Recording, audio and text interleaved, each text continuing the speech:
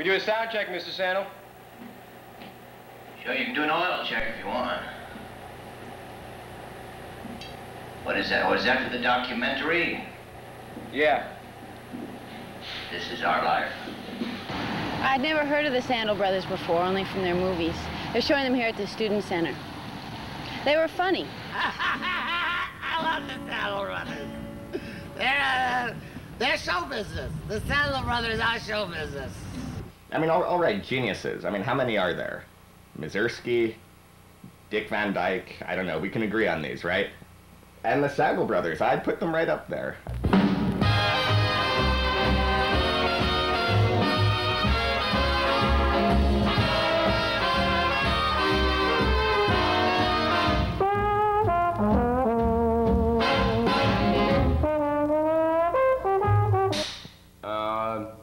We'll get started as soon as they wake up. Oh, you have to understand something, that from 1953 to 1962, right? 1962, our career was like a rocket. You watch the SandalBrothers, your life looked good.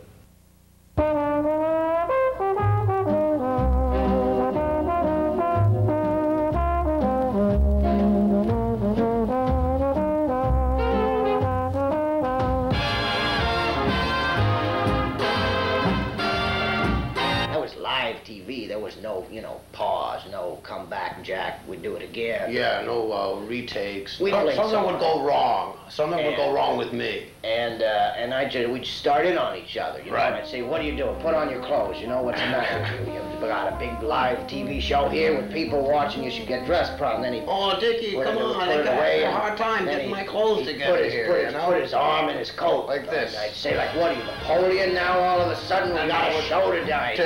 Into the Napoleon gag, and then we'd go on to the next thing. And right, it'd be 10 minutes. Yeah, I'm just on that. We get up, be funny, get up. Did you think they were funny?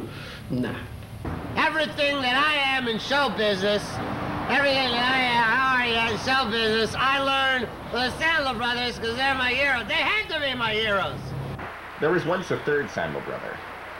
Now, I fantasize having been him sometimes. Sometimes. Now, you're a filmmaker. I am a filmmaker. Do you notice, did they break any new ground in comedy films in those days?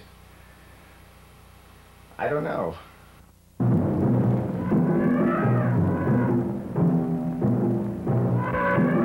If that book I read means anything at all, we should be going down to the... Oh, come on, would you stop that? There are man-eating gorillas. Oh, what are you waving your arms for? If we were come across a gorilla, when they wave their arms, that means he's about ready to charge. And to do that, it only makes them nervous. What are you looking... Why, that's just a little chimp. They use those in the circus. Don't be paying any attention to those. We have our eyes open for man-eating gorillas. They could be all over. Matter of life and death. Remember that. Come on. My personal favorite was 1-2 Coconuts. Thank you. We were, flim-flam guys. Con man. I was a con man and you were a dumb guy. Stupid friend. What are you actually doing up here right now? I'm colorizing the film 1-2 Coconut, trying to help it find a wider audience. Colorizing meaning you're converting it from black and white to color? Yes, I don't have it down to a science, but that's my goal. Do you think this will improve the film? No, I think it would be difficult to improve the film, but if it helps it find that wider audience. The SandalBrothers, watching them was like watching a kid fall down a flight of stairs. You knew somebody was hurt, but you laughed anyway. It was a very painful time for both of us after Dickie and I broke up. I didn't want to be funny anymore. I wanted to make people cry.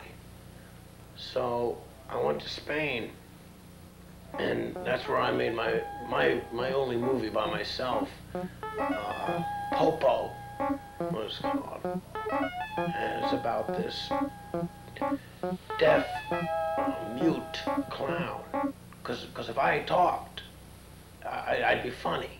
How would you place Popo in the history of film? Potemkin, all right? We can agree on that. Potemkin, Popo. And he had no arms. He had no arms. Talk, no arms, no talk, no arms. He was an outsider. Popo was a film about surviving.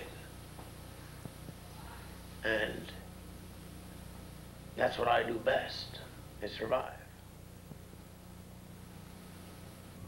So how does it feel to be Danny Sandal's ex-wife?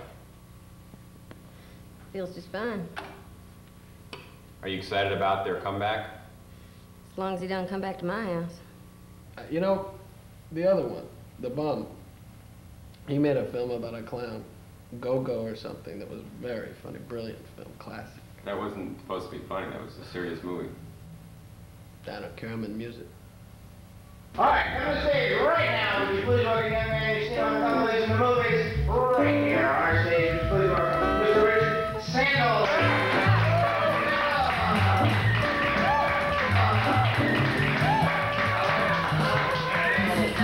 I did stand-up on my own in San Francisco, Chicago, Mr. Kelly's, New York, you know, around.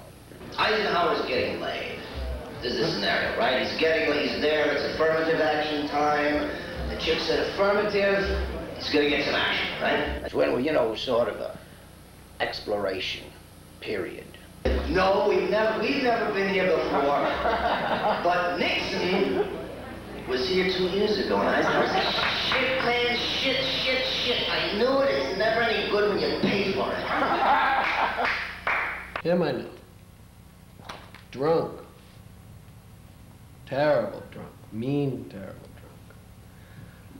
I thought it was my dad's cousin. That's why we're nice to him. Did Richard ever come by? Mm-hmm, sure did. Was he funny? Nah. Couldn't buy a laugh with $1 million and a pocket full of rubber puke. You ever think sometimes maybe you got the wrong Sandal? Yes, sir, sure did.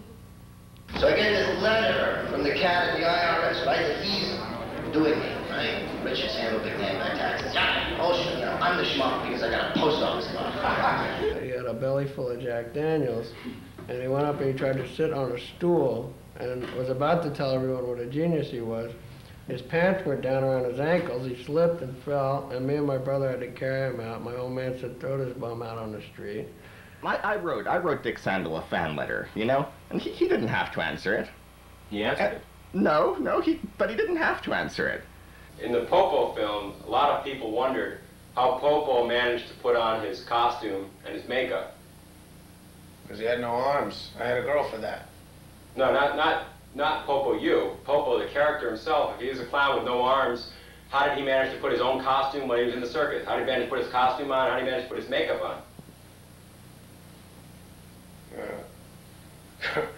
Christ, I never thought of that. It's a good point. But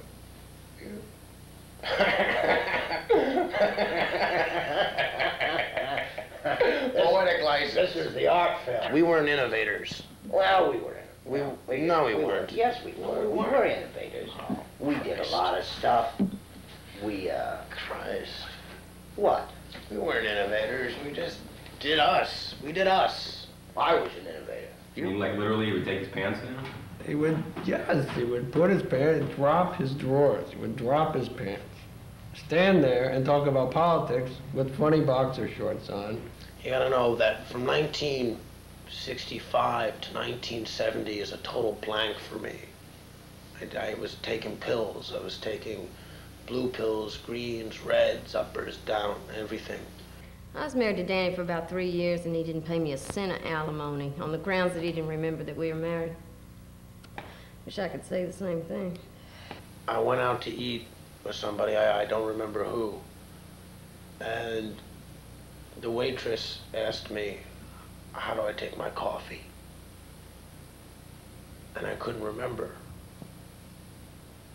And that's when I decided to write my book, How Do I Take My Coffee? What's that about? It's about the years I don't remember. Two kinds of people you'll never get away from. You ever been married to them, you ever on stage with them. And of course, we were brothers, too, so there's a double threat. We were married. Yeah, but not to each other. Jesus Christ, you got some coffee for him? Perk this boy up. 20 years. SandalBrothers was one of the biggest names in show business. Now it looks like they're coming back. He's not dead, is he? No. Good, maybe he can pay off his tab. I'm writing a new book, you know. Yeah. It's called Cream and Sugar. What's it gonna be about? It's about the years I remember. Well, with Sandalmania sweeping the nation, you must be pretty excited. Thrilled. Any possibility of a movie? Sure, what are you doing after this show? I'd love to take it and film you out. I mean, making it into a movie. What? Cream and Sugar, I'm talking about my new book. I wrote a new book. It's not even written yet. It's about the years he remembers. It's a pamphlet. They can't. Break a leg. No, I didn't know they were still alive. But then I didn't know they were ever alive.